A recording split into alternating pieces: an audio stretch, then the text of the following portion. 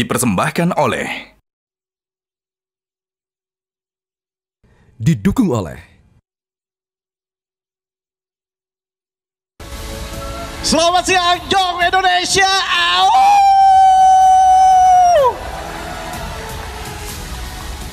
Apa kabar semuanya? Apa kabar para Gen Z? Saya juga Gen Z, generasi Zadul. Selamat datang di Jong Indonesia Festival 2025. Boleh tepuk tangan sekali lagi? Boleh aunya sekali lagi?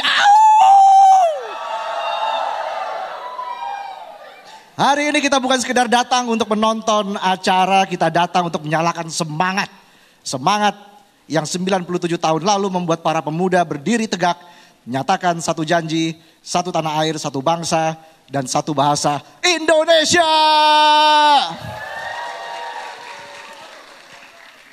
Kita merayakan Sumpah Pemuda, bukan sumpah dari kata-kata buaya.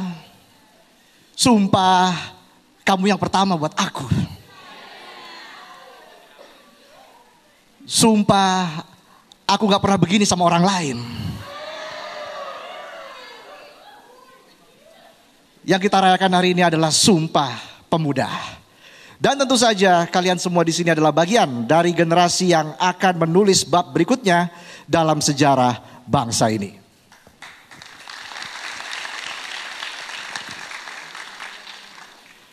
Dan tentu saja acara ini nggak akan bisa berlangsung tanpa dukungan dari para partner terbaik kita.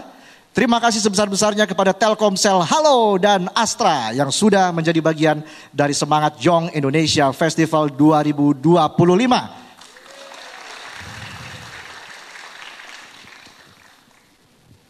Baik, dan saat ini kita memasuki sesi ketiga, The Brain Gain. Belajar ke luar negeri sering dianggap sebagai langkah keluar dari masalah. Tapi bagi mereka yang kembali justru itu adalah langkah pertama untuk menghadapi kenyataan bahwa membangun negeri jauh lebih rumit daripada teori yang diajarkan. Sesi ini adalah tentang keberanian untuk pulang, tentang rasa cinta yang tidak selesai di bandara, asik. Dan tentang dedikasi mereka yang memilih kembali karena tahu Indonesia selalu layak diperjuangkan.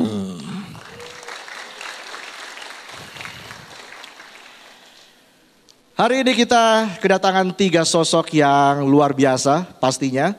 Yang membuktikan bahwa ilmu bukan hanya untuk diri sendiri, tapi untuk menghidupkan harapan di tanah air.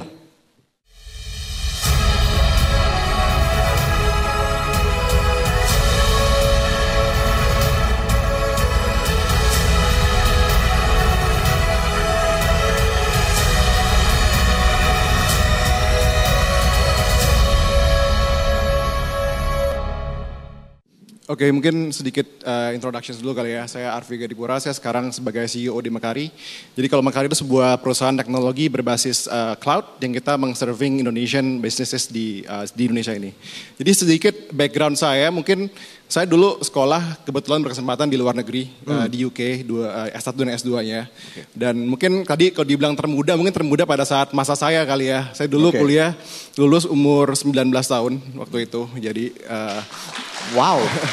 Jadi ya saya ngambil selama saya SMP SMA ngambil jalurnya sedikit berbeda. Saya ngambil akselerasi jadi makanya bisa lulus di usia segitu. Tapi sebenarnya saya bukan orang pintar. I think that's what I need to highlight juga gitu. Saya sebenarnya bukan orang pintar, cuma saya suka nyari kesempatan yang berbeda dari yang lain gitu. Jadi makanya saya cari jalur waktu SMA for example saya juga kuliah yang yang sifat cuma 3 tahun. Kayak di UK saya cuma 3 tahun kuliahnya, mungkin itu juga normal di UK juga. Dan kalau di Indonesia kan 4 tahun ya, jadi makanya kesempatan juga 19 tahun. Nah dari sisi itu sebenarnya kalau kita ngelihat perjalanan saya ini lulus di usia 19 tahun itu banyak beban juga sebenarnya. Karena satu kematangan, kita ngomongin kematangan emosional ya, kita ngomongin.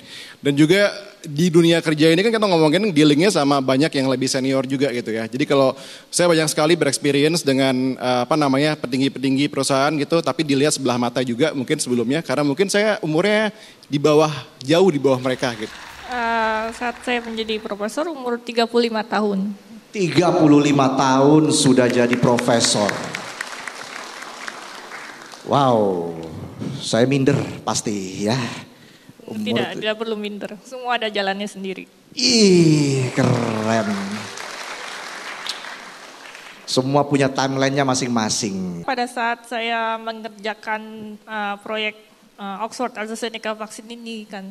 Tapi pada saat pandemi itu situasinya berubah. Jadi kita ada deadline yang impossible menurut saya sih.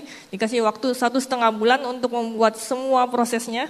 Yang biasanya dilakukan selama 2-3 tahun oleh mungkin sekelompok orang. Misalnya minimum 6 orang. Pada saat itu saya harus kerjakan sendiri.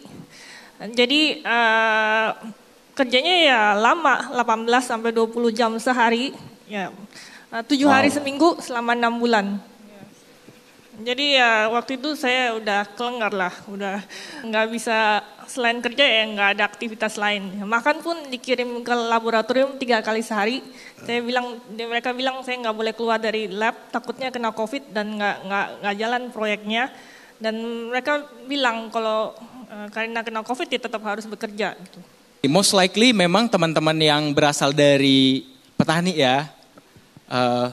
Jadi petani gitu. Tapi saya sendiri memang dari kecil saya sudah sampaikan ke orang tua kalau saya tidak tertarik untuk menjadi petani. Saya mau sekolah tinggi gitu. Saya sampaikan ke orang tua. Saya ini adalah seorang anak petani yang berasal dari keluarga sederhana dari dusun terpencil di Sumatera Utara namanya Dusun Tiga Sindoro.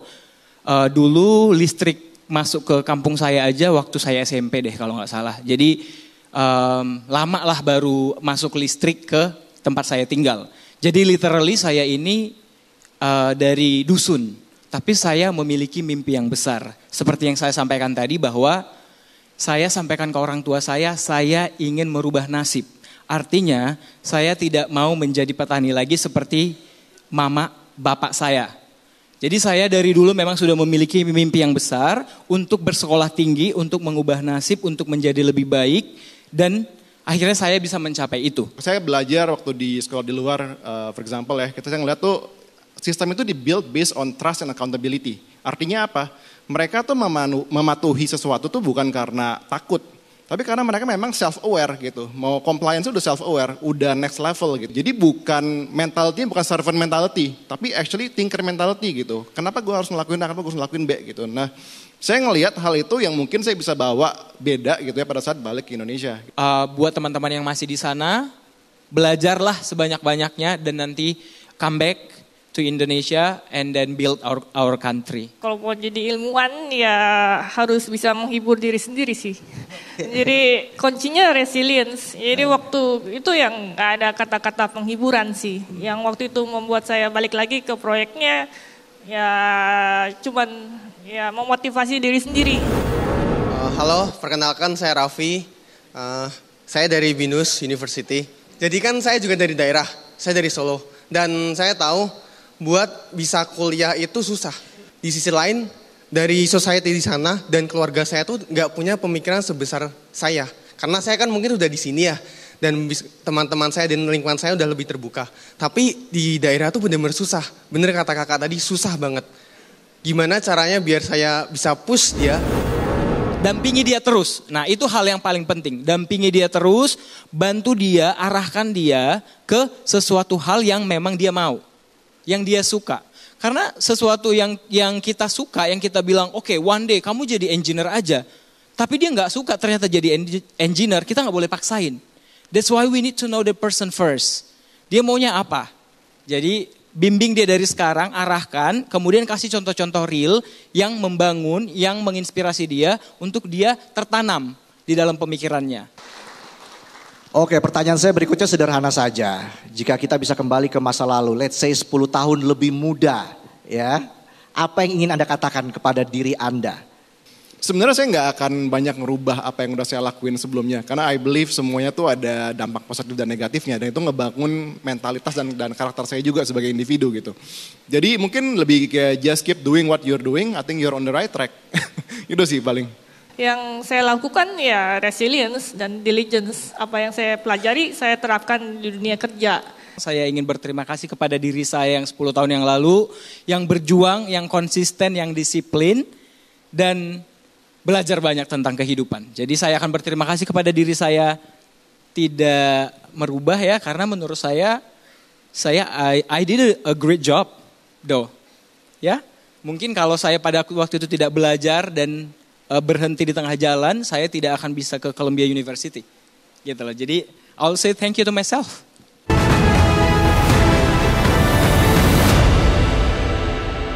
Dipersembahkan oleh, didukung oleh. Jelajahi cara baru mendapatkan informasi. Download Metro TV Extend sekarang.